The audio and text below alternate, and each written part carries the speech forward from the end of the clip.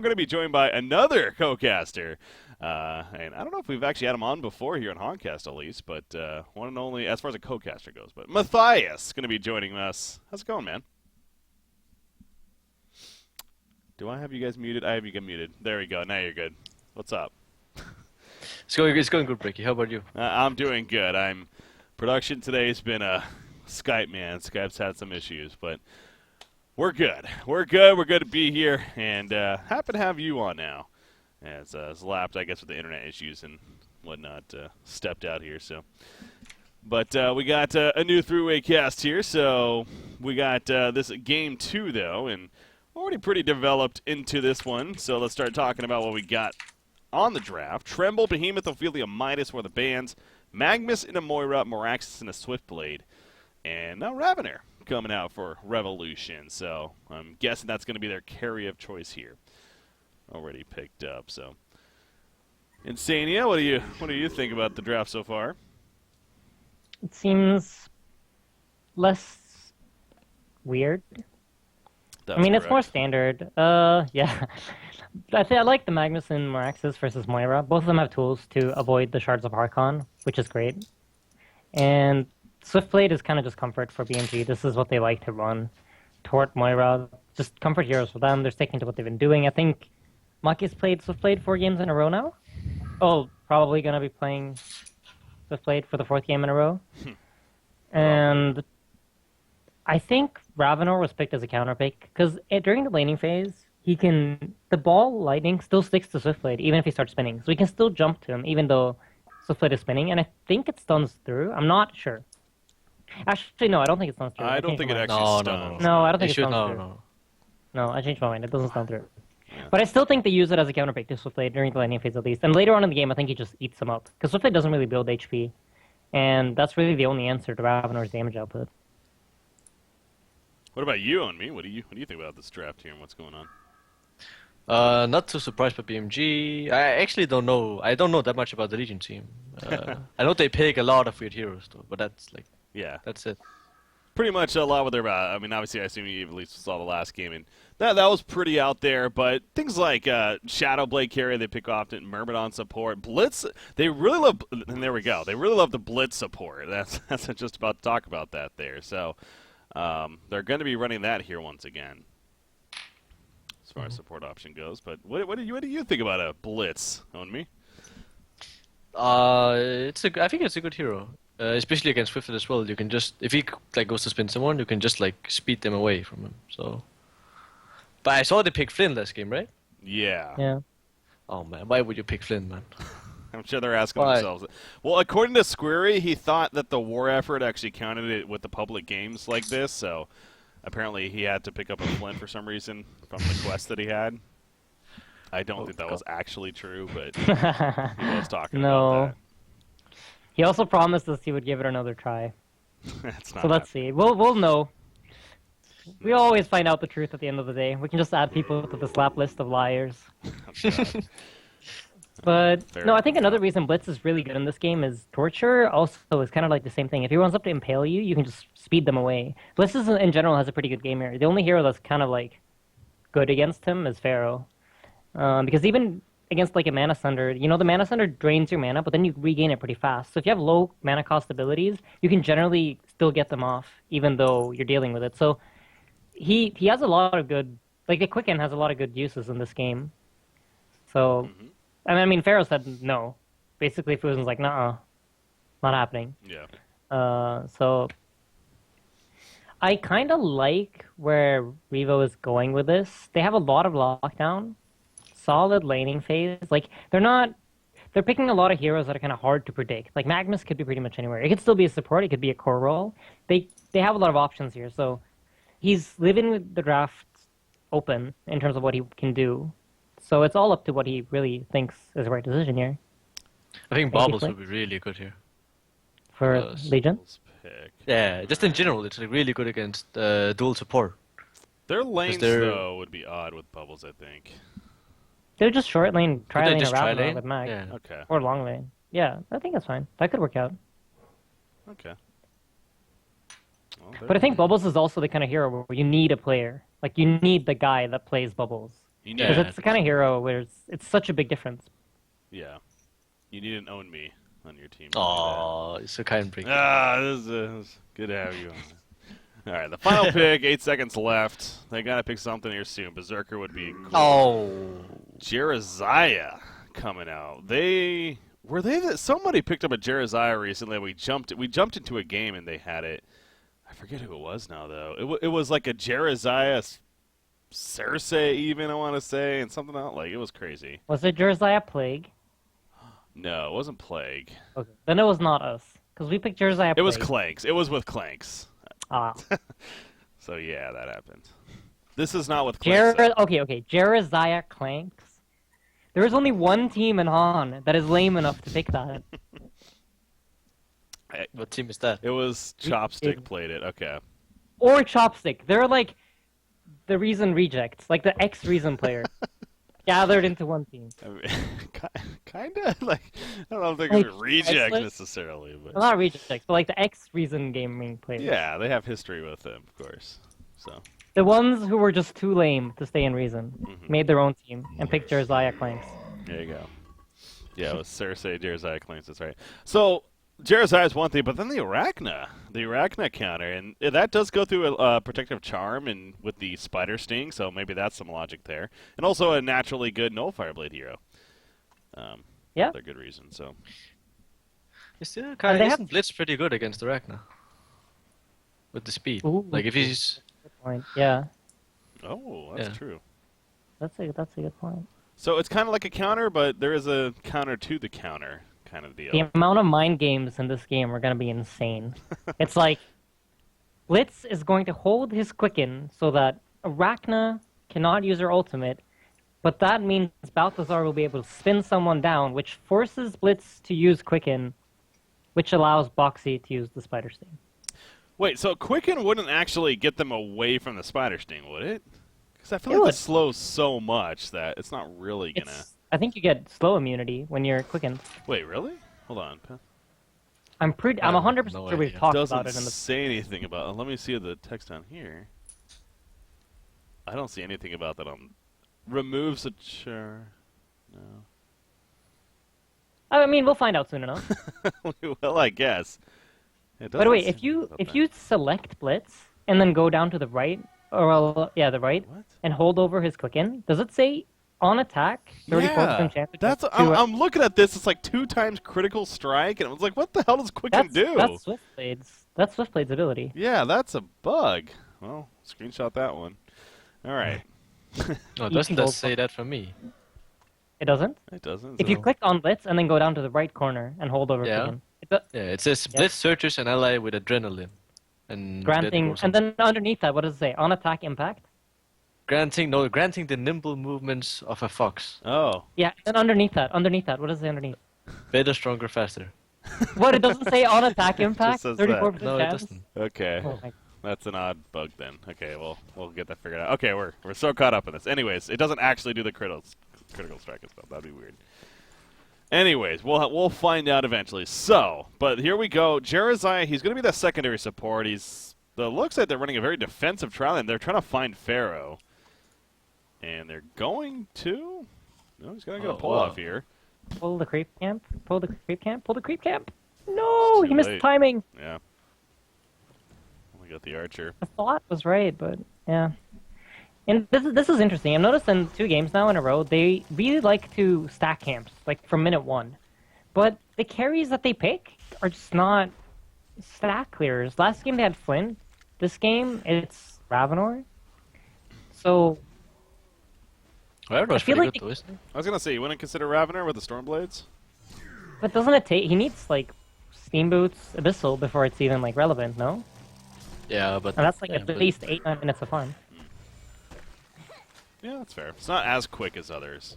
Eventually gets there, but that's true. Own me. Let's talk about this Arachna here a little bit. This matchup here in the middle. Arachna, I mean, do you expect Arachna to do pretty well here? And what do you think Arachna's role is going to be here as far as this game goes? Oh, he's gonna have first of all, he's gonna have a great time mid, cause like it's a mid, like pretty much any melee hero gets like pretty much stumped. They have a blitz here, but I don't think he's not gonna do that much. I think. Honestly, back when I was in recent gaming, we would always pick like Arachna just to counter REV0, because he kind of relies on his fast movement speed from his ulti, and if you just spider him, he's like useless. Okay. Really. So I'm pretty sure that's why they picked Arachna. So that's going to be his objective. You'd say maybe save the spider sting for Ravener in the fights and Yeah, for sure. keep him slow. Okay. I've always found Arachna to be very interesting.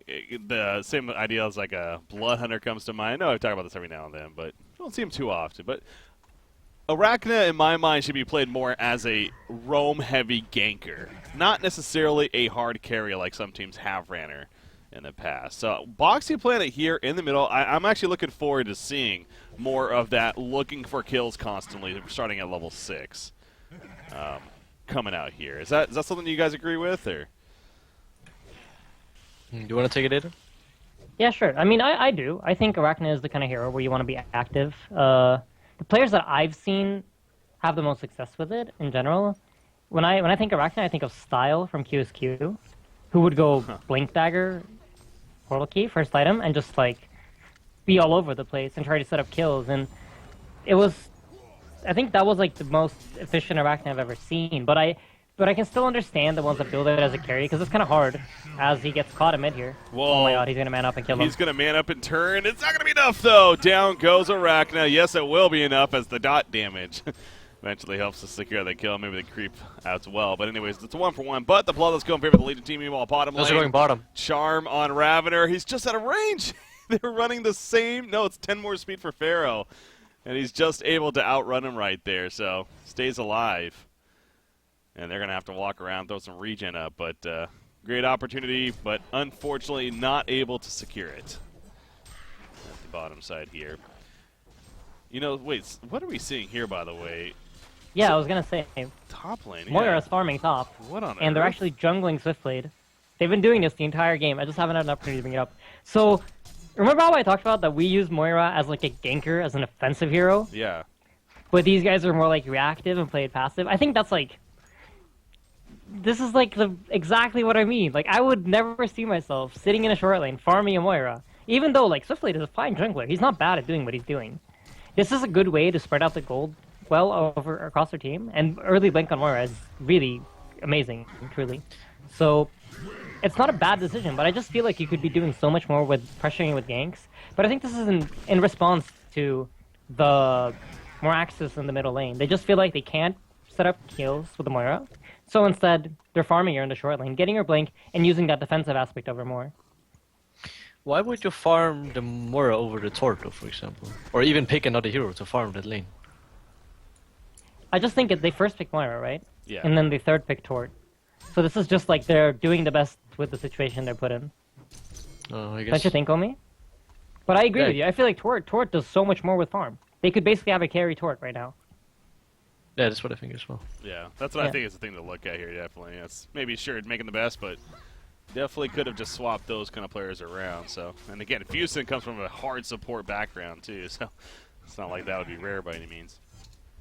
But Fusen's just done playing support. I guess He's so. like, get out of my lane, Balthazar.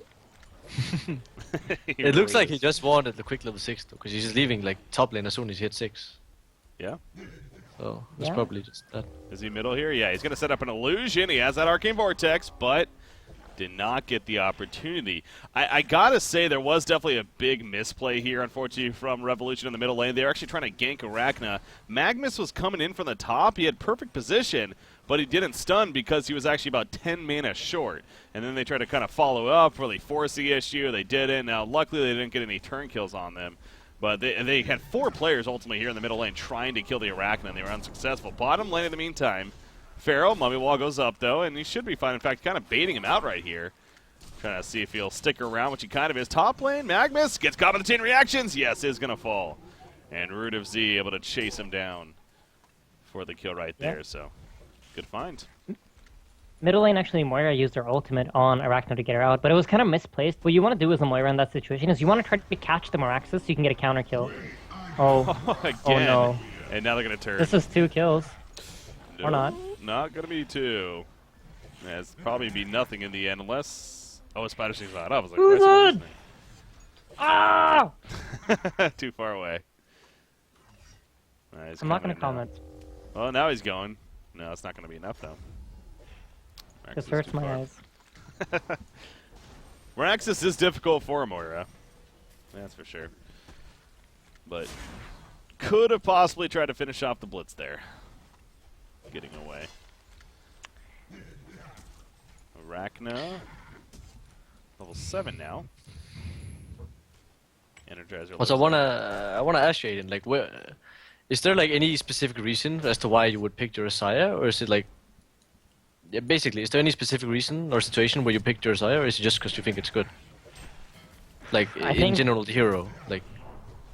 I think Jeremiah, I feel like generally when you pick Jeremiah, it's a response pick. It's not like, let's just pick it because he's good. I'm not really, like... And I think that's the general mindset. Like, they feel like it counters something, or it's very good against something on the opposing team.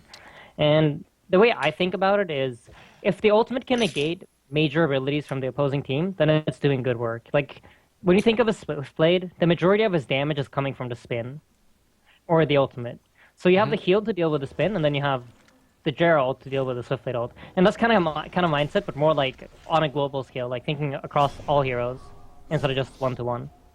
Jeremiah, by the way, they're going to get involved here in the middle lane. He's actually going to need to start running away as realizing that Arcane Vortex will cut off. I think that's Ravener in the midst of that, and Moraxis for that matter. So everyone's really here for the Legion side trying to get something out of this, and they're not going to. The stall's real. They eventually force them off. Swiftblade still farming the top lane, and Moraxis even getting very low in the meantime. So, yeah, you see Revolution trying to make a play right there. Unfortunately, coming up short, though. Ravener still is top farmer in the game, though. He is 390 gold per minute just about. The Abyssal Skull, I believe, is on the way as well. So, where do we think Ravener's going with this, by the way? The Abyssal Skull, sure, but is this a straight Portal Key game, or does he go the Thunderclaw? What does he get here? I would like to see a blink. Like as soon as the hero gets a blink, you need to. He's like. Every time he goes missing off the map, you, as in, like, on the enemy team, you have to think about, like, where is he right now? Because it's just like a scare. It's like kind of a fate factor. It's like you get it's the scare factor, basically. Because if you would just go, like, I don't know, like a ice brand or something, it's like you're not really afraid and you just, like, farm wherever you want to. But if he gets a blink, like, they have to be scared all the time. Doesn't that kind of commit them, though? It's actually middle lane. Look at this. Spider Sting out on a Blitz, by the way. We do see kind of right there with the interaction of Quicken. He is able to buy some distance, and actually, Arachna is going to fall. And Blitz barely lives against the Spider Sting in the background. So, yeah, the Quicken, it actually does buy him a little bit of distance there and prevents some damage, at least, from coming out. And, again, there helps keep him alive. So, first really good sign here for Revolution coming out. Also getting a big kill onto Arachna. Bottom lane, though, Ravener. Diving Pharaoh yet again. This time the heal bomb connects as well, and down goes Pharaoh. The TP support not in time, or maybe it is the hasted Swiftblade running in. Gonna find Jeremiah right here. He does have Swift Slash, is just waiting for the right target, it seems like. But no, he's taking way too much damage now. Arcane Vortex will stop Ravener initially, but they're picking a fight that they don't necessarily want to pick all of a sudden. Moira's going to be picked off. There we go. Swift Slashes, though. Gets a kill on a Jeremiah as well as Magnus, and now he's trying to kite for his life against this Ravener. It's not going to happen, though. A double tap for Squirry, and he wants more, but now Arachna's here, and I think Ravener is very likely in a lot of trouble here. However, Blitzkrieg from Blitz, saving the day initially. Going to be like, you know what, focus me, keep my carry alive. And he does just that in the end. So Fizzmeister's sacrificing himself at least to secure a getaway there. Whoa, Moraxis! What was he thinking? Sticking around. Tex is like, here you guys go. You guys just lost a Ravener kill. Have to. I feel bad for you guys. It's gonna be such a sad Moraxis game, man. Yeah. 170 GPM. He's not feeling great. Oh boy, and now we see Jeremiah. Again, the charm does nothing essentially against Arachna. And he easily falls right there. I gotta say the Jeremiah, it's just not had any impact so far. And I really think that's just the great counter pick of the Arachna to finish it off. Has a lot to do with that. Here comes the middle tower push now. Yeah, I mean, Owen, you brought up a good point about the Jeremiah pick too, and you know why they would. And I know Insidia was kind of talking about there, but yeah, I really am looking at this Hellborn lineup, and even before the Arachna pickup, it wasn't really a Jeremiah game, it doesn't feel like. It's actually Ravener. He's going to end up dying right here. Yeah, he gets caught in the mummy wall. He's going to go down. Matrix goes off from Moraxis. Magnus going to be stunning in, at least to secure a kill. No, Arcane Vortex will hold him in place. They got the kill on the Torture, though, at least. But now, again, look at Arachna doing a great job just keeping her distance and the slow up on top of that. Man, BMG pulling ahead quite a bit here now. Yeah, Fusen played that team fight excellently.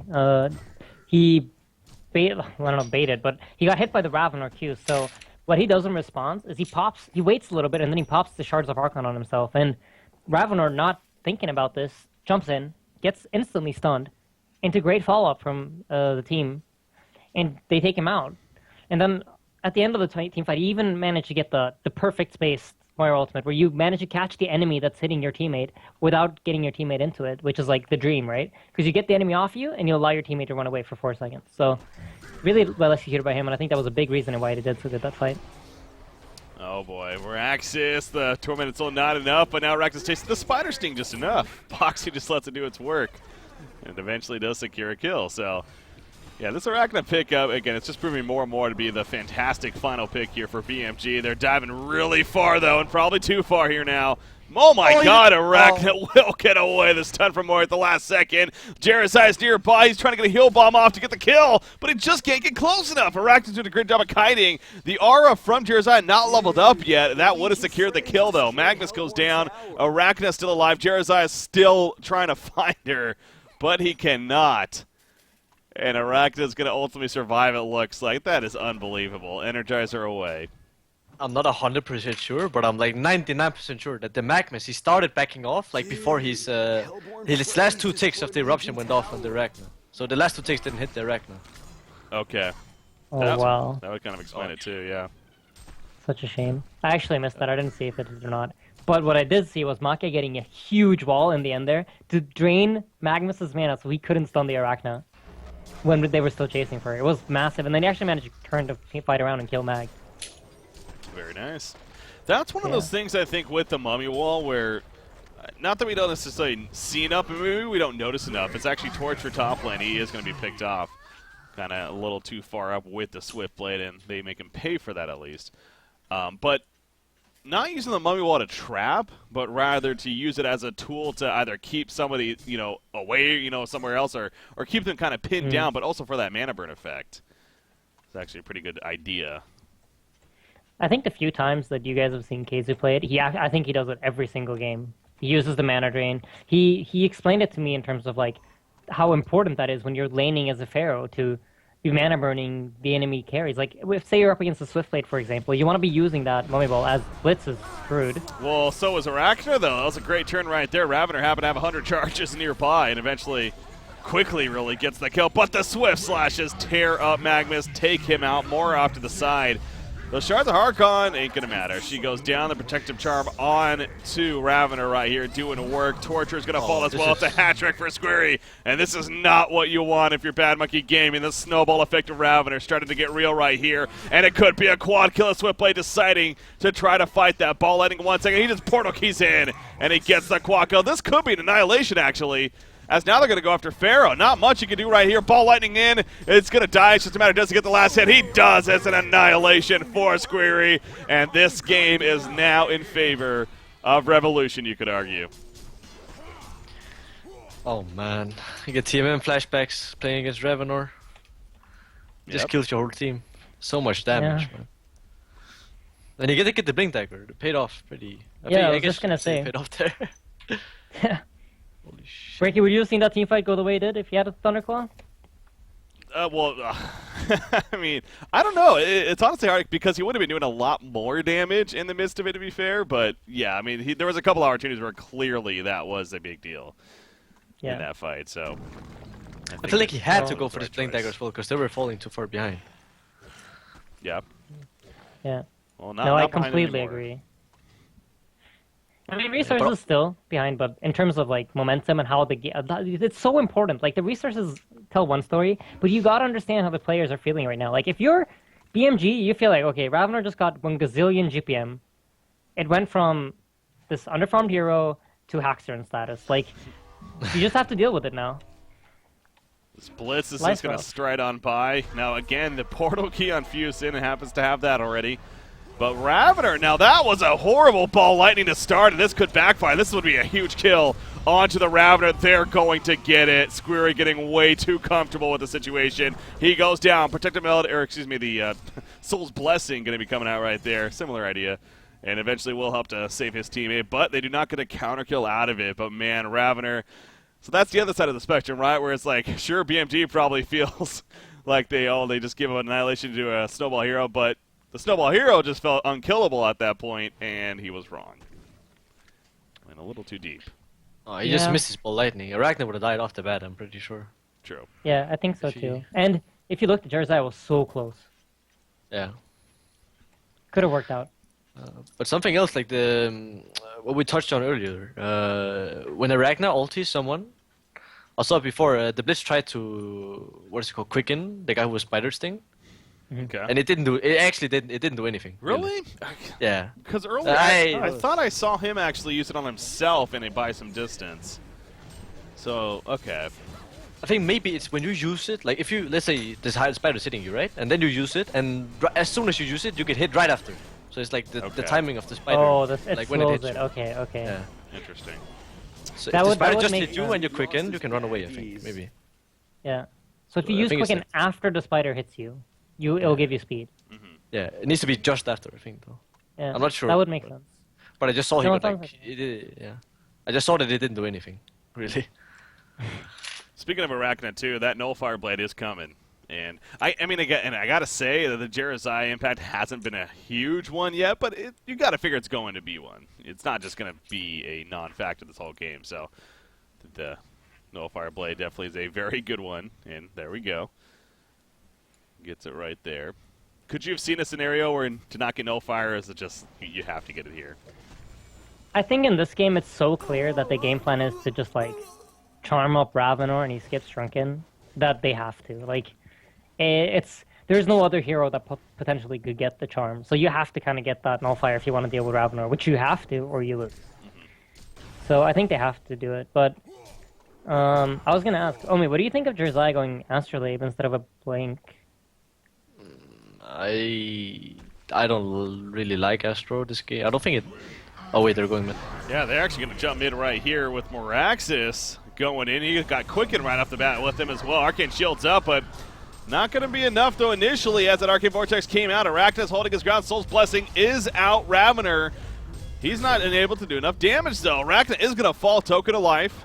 Going to be resurrecting, though. Looking to come back in. Ravener getting very low. Went back in. He goes down. Jerizai could not do enough to save him in the end. The reset there after the Soul's Blessing was big here from Bad Monkey Gaming, and it shows big time. A double tap for Boxy. A 4-for-2 exchange, really. 4 for 3 if you got the token, maybe, but not really. So, big fight for Bad Monkey Gaming, and they're right back in front of this game themselves now. Oh, I can't stress enough how big that hook was from Pharaoh. Yeah. 1 HP left on Swift Blade, and then Pharaoh hooked the two heroes who were hitting the Swift Blade, and he got his ulti off. They completely turned the fight. Okay. Making a big play there. Yeah, Also, I think... oh, you can talk. Go ahead. No, you go ahead on me. Oh, but I feel like this, what you said before, I feel like this Astro doesn't, like, it doesn't provide enough for, like, at this point of the game, basically. I feel like, I don't know, Tablet would have been better. Oh, that was a quick kill on a Fuse, and he was pretty low in the first place, I guess. But Pharaoh, he's being locked down. He has a barbed armor, but he couldn't use it the whole time either. Arachna's kind of forced to hold her ground, just basically auto-attack. Torturer, not really doing a whole lot. He has Torment. I was going to say, might as well run and try for it, and he's going to do just that. Finally, Blitz goes down, but his teammate falls in Arachna. Now Torturer by himself. They also did take up Moraxis, and now the chain reactions land. Actually, Magnus in trouble as well. Jerzai, they're going to get both. It's a double tap for him right there. But Magnus does have enough mana to stun and finish Torture at the very end of it. That got really, really close. But finally it comes to conclusion. Swiftblade not happening to be there is a big deal, of course. Yeah, I think they overextended there. They had no reason staying. They pushed down the tier 2 tower, and they were just chilling. They were like, this looks like a nice spot to take a picnic. But no, Braxis disagrees. You get a great double jump there. Kills. This is kind of, I feel like it's been the story of the game. As soon as BMG gets something in their favor, they decided to give a donation. I really think there is something to what I said earlier, that they just like playing Han, and they want to keep it even so they can play more. That's at least what they're playing like. So. Get a little reckless, yeah. Giving them opportunities, and hey, they're taking it. So, and that's the thing. It's like you look at the GPM chart. It's pretty bad overall for this Legion side, but Ravener's saving that. The Hellborn side, it's honestly not a lot better though, other than the fact that they got 2 carries that are obviously doing very well. But this Legion team, I would be pretty scared against because Ravener has shown his potential later on, and you know, Jeremiah always is that kind of threat. Even having a Nullfire Blade, you still can't just think that just takes him out of the game completely. I mean, he still has. It's a matter of, are you able to get it off in time, or realistically in the fight, in the heat of the moment, are you going to use it at the appropriate time? But you know, that actually brings up another interesting point I want to ask you guys: is Ravener a good synergy? Is the idea of the Nullstone with that protective charm? Could you see Ravener investing into a Nullstone? Would that be worth it? I feel. Oh, hold on for that. Yeah, we do have a fight breaking out in the meantime. More time to think about it, I guess. But what a jump here from the Legion side and the Hellborn team. They are melting across the board. Arachna getting very low. She'll go down. Ravener's trying to run this whole time, and yep, it will be enough for the kill. So Jeremiah unable to save it through all that. I think the Nullfire Blade was a big part right there. Meraxis, in the meantime, being chased back, and he too will be in a lot of trouble. Eventually killed off, it looks like. Arachna dying, proving not to be a big deal in the end. Baltazar, we can't forget that he is the hard carry here, and he came in and picks up a hat trick in the long run. Yeah, but going back to the Nullstone point, I feel like he, even if he get like, I think he needs to get rid of the spider in some kind of way, right? But even if he gets a Nullstone, he can still just get Nullfire, like the Nullfire Blade removed the Nullstone, and then he just puts spider on him, even if he has protective charm on. So it's hard to say. Like, I feel like it's not gonna. He's still gonna get spider sting, which is like the big problem. So there's really no point then of that. Yeah, that makes sense. That's the issue there. Because you see, every fight he gets the spider on him, he just has to run until the spider is done hitting him. I'm pretty sure we saw that. We saw that last fight. Yeah, that's why he was so slow at the end right there. The spider sting, I'm pretty sure, was on top of him. But now that actually brings up another point where, to be fair, we talk about a hero like Arachna, and it's the idea that maybe why we don't see her competitive play is because something like the spider sting, ideally in this level of play, you should expect the other team to kind of focus fire it down. Kind of like an energy field for an engineer. Now, we still at least saw him quite a bit. He has died off a lot, to be fair, but is that something that maybe Revolution should be better on top of, or is it just actually pretty difficult kind of in the heat of the moment, you know, when the fight's going on to accomplish? I just don't think it's realistic, and unless you have minion heroes, like what you will see happen to engineer shields a lot of the time is like versus Ophelia, Tempest, or like even Parasite to some extent, they will just, you know, like box minions attack the thing, and it's gone. And you just like, you know, that as that kind of a player, like if you're a jungle player, that's part of your role. Like you have to keep that in mind. This is something that you need to do. But when it comes to Spider Sting, and you have like there's nobody on this team that are like, I don't think they've talked about it. Like, oh, if he Spider Stings, everyone hit it, you know. But as a jungler, you just have that mentality that if engineer fields, oh, team fight, sorry. Well, Baltazar, he was actually jumped by 3 different heroes right there essentially, but he ultimately survives it. And that was without his spin up the whole time. He actually just used it to farm. That's why they jumped him. And he manages to live and scares them off. So, really no casualties in the end there.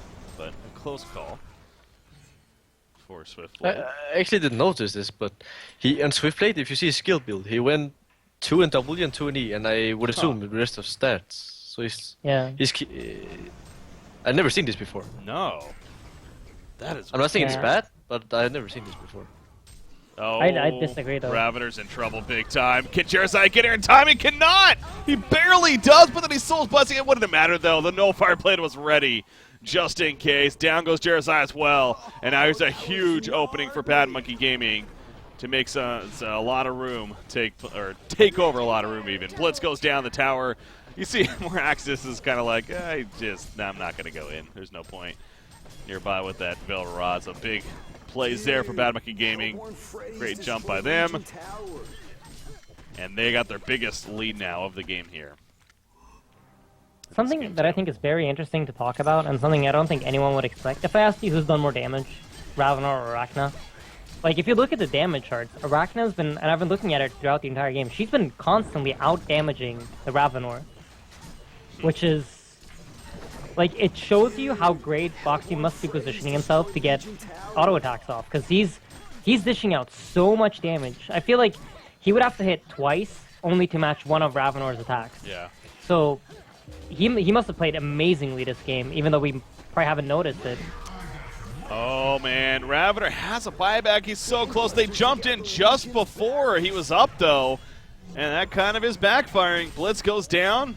Magnus will stun back end. Ravenor is up now. And now Pharaoh's going to start falling back with the rest of his team. Jeremiah gets caught so low. Almost dead. He'll stay alive as down goes Torture. But Arachna, now she's left behind. Boxy maybe getting a little too comfortable himself. Nice job with the Arcane Shield. Absorbing the shards of Harkon. And they will have enough slow to chase down Arachna and pick off him. And the chase may continue right here, actually. As Ravenor, another portal key up in 1 second. Will they go the right direction? Oh, maybe get Mora? I don't think so. I think it's going to be too far here. Ball Lightning's going to miss. Oh, he's going to actually get up to him, though, so never mind. 2 auto attacks later. Secures a kill on a Fusin as well. So they hold. Then there was no buyback used. Right, well, they hold, kind of. They did lose the melee racks, so never mind. Yeah, I was about to say, in the end, they did lose the racks. But I think that, like, back to the damage charge point they did, I feel like the fact that Arachna's on top also had a lot to do with laning phase. Like, he was against 2 heroes, and he was just constantly like whip-shotting them. That's a good point. That's a good point. Yeah. It's kind of like a Thunderbringer factor. You use like you harass the enemy so much, you deal so much damage in the early part of the game. Mm-hmm. Yeah. No, that is actually a really good point. Because otherwise, it wouldn't really make sense to why. Like, she's doing so much damage according to the charts. Yeah. Yeah, that makes a lot more sense. Something that I noticed in that team fight, or something in general, like when you have 10 to 15 seconds left on your buyback, and this is like a buyback. Nobody wants to buy back in that short aspect of time. Like, when you see the timer is at 10 or 15, it doesn't matter if the enemy carry has a buyback. He's not going to use it. Yeah, and I think this goes for at least like us, Reason, and Druid's BMG, I would say, maybe Cole even. Like, you know the mentality of the other carry. They don't want to buy back when there's only 10 seconds left. And I think if he did, he probably would have been able to save the racks. And at the end of the day, it might have been a better fight. But he's not going to do it, and you just know. And I think that's kind of a big thing. And I think for these newer teams, it could be something to like really think about as they're getting caught. That's a big catch. That was a hell of a hook indeed. He had a ward aside, but still, that's a long distance hook. And Ravenor off the bat, he's gonna go. Jeremiah was locked in the whole time by Moira. The Arcane Vortex, the Mana Center, beautiful crowd control from Fusin coming out. And again, they're going to push them back. Ravenor and Jeremiah fall. Moraxis, the Arcane Shield, will actually give him the boost needed to get away, and the rest will survive. But man, a great hook from Make, followed up by great crowd control from Fusin. And the damage is more than enough to secure another kill. Oh man, this Jeremiah, if he just win like a Blink Dagger, yep, he doesn't need, like, because Fusin has, this is really well played by Fusin as well, because every time he sees Jira, he's just ulting the Jira while they jump the Ravenor, and he can't do anything. Because the Jira has to run in all the way in, and then use his spells. If he just won the Blink Dagger and like a Mana Ring or something like that, so he can like get all his spells off multiple times, he doesn't have to like run in all the way. I feel like this Asteroid like it's not doing it. Didn't. It was a poor choice. I think that's very clear at this point. And he would even say that. Are they lagging around for you as well? That's kind of weird. The players are like skipping around for me a little bit. Maybe not. No, it's good now. Anyways, yeah, that's proven to be an issue, no doubt, and it basically is making this Jeremiah pick ultimately really kind of worthless, honestly, which is unfortunate for him. But it was a good counter pick with the Arachna once again, though, by BMG, to be fair, too. That final, so. It was an insane hook shot by Makedo to start the fight off with. Holy shit. That was like... I feel like he was not in range for that, but somehow, like... No. That was from... exactly. Yeah. I think an important thing with Ravenor, like, one of the reasons I personally... Like, one of the aspects of him that I think people ignore a lot is if this hero dies, he always respawns with 0 charges. And he's forced to go get the charges up again. Like, right now there's a big window for BMG. Basically, Ravenor, he's dead for the amount of time that he's dead, but on top of that, he also has a bunch of dead time where he cannot teamfight until he gets those charges up. And BMG, they're smart about this, I feel, and it looks like they're going to try to pressure in towards the base before he manages to get charged up again. And it's a really smart play if they manage to hit the timing before he's charged. He just really isn't that much of a carry. He's not hitting that hard. It's 200 damage per hit, and it really is that true / superior magic damage that is what you want out of the Ravenor. So if they manage to hit the timing, this could be a huge fight for them. Yeah, I agree. And they also have no buybacks in Legion, so I think if this is played right by BMG, this is probably a game. there we But go. you never know. You never know indeed. Can Revolution hold right here? All 5 are up. Cooldowns are ready. Charges on Ravener, nothing. That's the biggest difference probably right now. Kind of goes back to exactly what you're just talking about right there, but they're going to make it go anyway. Swiftblade going to be jumping away in the back of Magnus stuns in, and down goes Fusin, but the Arcane Vortex will stall as it does. Arachna not caught in it. She's focused fire, and Jerizai gets the kill. The Soul's Blessing was used just before the eruption from Magnus going off. He stuns through, barely stays alive. Down goes Feral, but Arachna's still well alive, and I got to feel like he's just right-clicking everything down throughout that fight. He gets a hat-trick, or Squirry gets a hat-trick, actually. They end up cleaning him up, though. Down goes Blitz, and it is a genocide in favor of BMG, and it is the game, as Matthias thought it would be, with a victory there for BMG. So game 2, and that means the 2-0 sweep is successful for Bad Monkey Gaming over Revolution, but definitely a much closer and a much better game number 2, at least, for Revolution. But still, they come up short in it here. So, Insania? I honestly think the last fight, it looked really good for them, and Fusen died very early off, and he's been a big factor, like Omi said in the earlier fights, where he's been just getting these massive ultimates off. But he just, I feel like it must have been in the same frame, because he was inside of the ultimate and died at the same time as he got it off. So it worked out for them in the end. Raknasa token probably might not have made a difference, but overall, BMG looked way more solid in the second series, and I honestly feel like if they would have been warmed up, and I know it's a bad thing to say when they lost the first game so convincingly, but when you compare the way they played games 2, 3, and 4, it just looked like they were in the zone again, and it looked much more like the BMG that I like to watch, and I'm sure everybody else likes to see. So they were looking good. I like their drafts, and I feel like Fusen, I really respect him as a captain, and he's been really on top of the counter picks, as Oni was talking about. Like, Arachna was amazing this game, and not only to counter the Ravenor, but also the Jerizaya. So, a multi-layer draft with really smart picks, I think. So, it's going to be a fun season. Onmi, what do you think about that game there? Oh, I think it had a lot to do with draft. The Jerizaya non-factor, more or less, plus minus. They did have Ravenor, but still overall, I think BMG had a better draft that game, and they also played better, I think. More solid. But I was really surprised that the last series, that they lost the game. Might have been them just not being warmed up. Because I saw, did they play Complexity the other day? They were they 2-0'd someone, like one of the DreamHack teams. They did. I think it was Complexity. They split against Fresh, and then I think they beat Complexity. Yeah, but they not only beat Complexity, they completely smashed them. I remember. So I was like, those guys are really, they got their shit together. Yeah. And then I saw they lost one game in the last series, and I was like, what?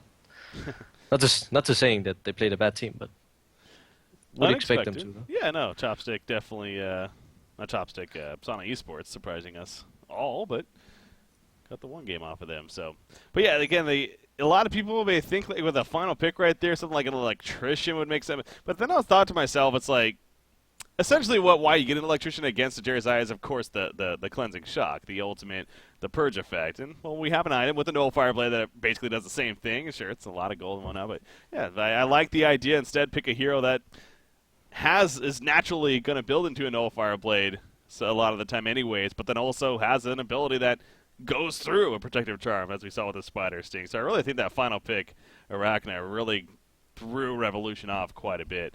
And it clearly showed in that early game and all through too. So I definitely agree, and I think something like I don't know exactly, but I feel like Fusen isn't he's not the kind of person that gets a lot of attention for his drafts, but he has some very smart drafts, and it just shows the next level of thinking. It wasn't just if you can pick Electrician to just counter the Purge, but then you need to think of the overall game and how it's going to play out. And Arachne just fits that role much better, like you said, in the overall picture and beyond just the counter effect of one ability to another. And he kind of made this mistake with Cthulhu Font earlier against Ophelia, and I think that's one of the it showed here that he really did understand how to beat Jersei and how to beat Ravenor. And hopefully he can step it up and not pick Cthulhu Font, because that hero is just off. Oh, boy.